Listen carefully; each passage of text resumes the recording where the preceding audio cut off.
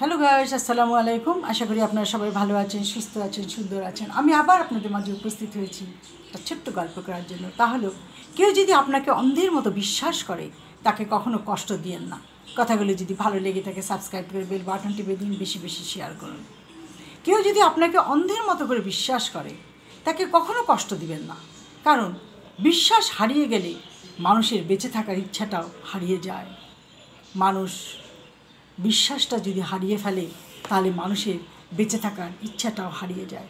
মানুষ মানুষকে বিশ্বাস করে, গভীরভাবে বিশ্বাস করে, মন প্রাণ দিয়ে বিশ্বাস করে।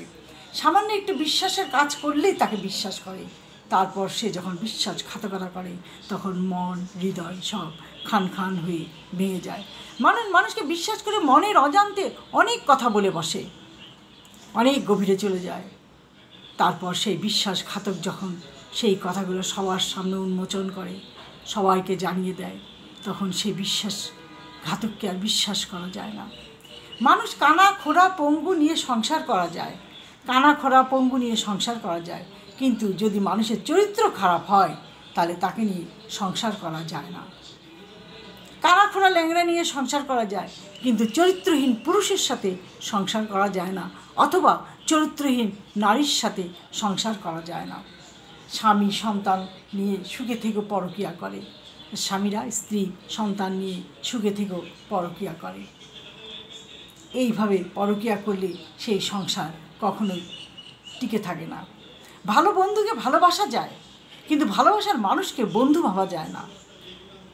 ভালো মানুষকে বন্ধু ভাবা যায়, ভালোবাসে বেশে তাকে বন্ধু ভাবা যায়, কিন্তু ভালোবাসার মানুষটাকে তাকে কিন্তু বন্ধু ভাবা যায় না। তাহলে সেখানে সেই বন্ধুত্বের কোনো দাম থাকে না। ভালোবাসার মানুষ হলো জীবনের সাথী, আর বন্ধু হলো মনের সাথী। ভালোবাসার মানুষ হবে জীবন সাথী। চলার জন্য, জীবনের অতগুলো পথ পার দেওয়ার জন্য একটা ভালোবাসার মানুষ জীবন সাথীর দরকার হয়। আর বন্ধু হলো মনের সাথী। মনের দুঃখ কষ্ট বেদনা বন্ধুর কাছে শেয়ার করা যায়। কাছাকাছি থেকেও দূরে দূরে থাকা যায় না। কাছাকাছি থেকেও পাশাপাশি থেকে মনের কাছাকাছি থাকা যায়, আর দূর থেকেও কাছাকাছি থাকা যায়।